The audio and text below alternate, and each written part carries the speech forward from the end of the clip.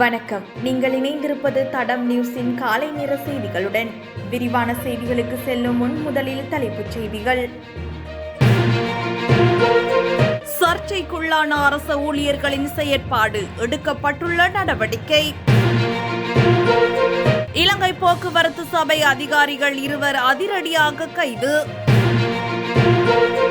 இலங்கையின் ஏற்றுமதி வருமானம் அதிகரிப்பு, வெளியான தகவல்.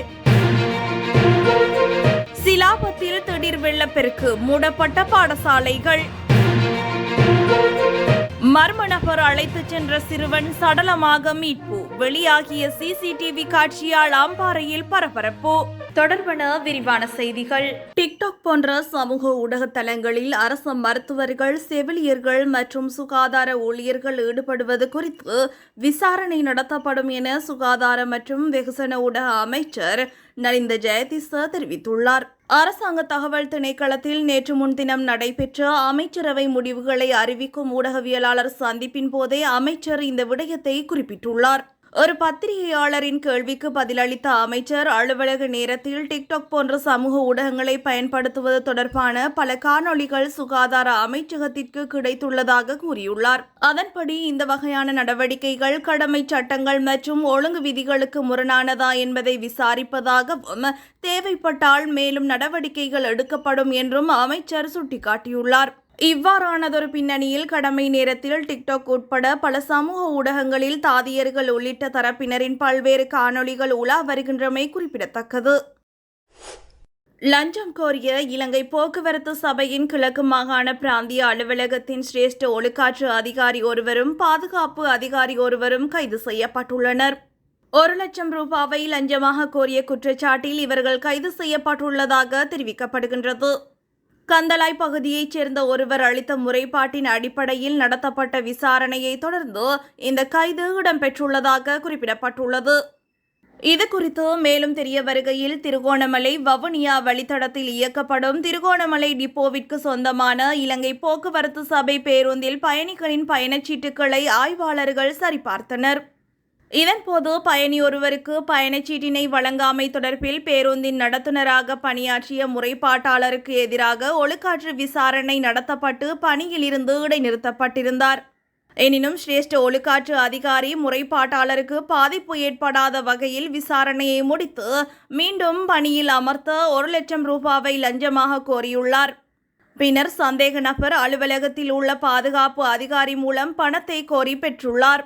அதன்படி இலங்கை போக்குவரத்து சபையின் கிழக்கு மாகாண பிராந்திய அலுவலகத்தில் பணிபுரியும் சிரேஷ்ட ஒழுக்காற்று அதிகாரி மற்றும் பாதுகாப்பு அதிகாரியும் நேற்று முன்தினம் பிற்பகல் இலங்கை போக்குவரத்து சபையின் கிழக்கு மாகாண அலுவலகத்தில் வைத்து லஞ்சம் அல்லது ஊழல் குற்றச்சாட்டுக்களை விசாரிக்கும் ஆணைக்குழுவின் விசாரணை அதிகாரிகளால் லஞ்சம் வாங்கிய குற்றச்சாட்டில் கைது செய்யப்பட்டனர்.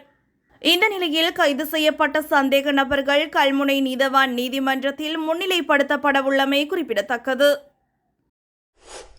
2025 ஆண்டின் முதல் காலாண்டில் நாட்டின் மொத்த ஏற்றுமதி வருமானம் கடந்த ஆண்டை விட 5.8% அதிகரித்துள்ளதாக தகவல் வெளியாகியுள்ளது. அதன்படி அது 4212 மில்லியன் அமெரிக்க டாலர்களாக அதிகரித்துள்ளதாக ஏற்றுமதி அபிவிருத்தி சபை தெரிவித்துள்ளது.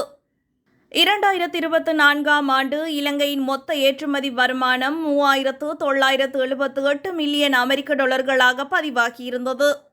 இந்த நிலையில் கடந்த ஆண்டை விட சேவை ஏற்றுமதி 10.88% அதிகரித்து 887.04 மில்லியன் அமெரிக்க டாலராக பதிவாகியுள்ளதாக சுட்டிக்காட்டப்பட்டுள்ளது. அத்துடன் பொருட்களின் ஏற்றுமதி 4.6% அதிகரித்து 3.32 பில்லியன் அமெரிக்க டாலராக பதிவாகியுள்ளதாக தெரிவித்துள்ளமை குறிப்பிடத்தக்கது. இதேவேளை 2024 ஆண்டில் இலங்கையின் பொருளாதாரம் குறிப்பிடத்தக்க மீட்சியை அடைந்துள்ளதாக உலக வங்கியின் அறிக்கையில் தெரிவிக்கப்பட்டுள்ளமை குறிப்பிடத்தக்கது. புத்தளம் சிலாபம் நகரில் மழை காரணமாக திடீர் வெள்ளப்பெருக்கு ஏற்பட்டுள்ளதாக தகவல் வெளியாகியுள்ளது. இதன் விளைவாக சிலாபம் ஆனந்த தேசிய பாடசாலை மற்றும் சிலாபம் விஜய வித்தியாலயமும் தற்காலிகமாக மூடப்பட்டுள்ளதாக தெரிவிக்கப்படுகிறது. அத்துடன் சிலாபம் நகரில் பல வீதிகள் மற்றும் வீடுகள் வெள்ளத்தில் மூழ்கியுள்ளதாகவும் குறிப்பிடப்படுகின்றது.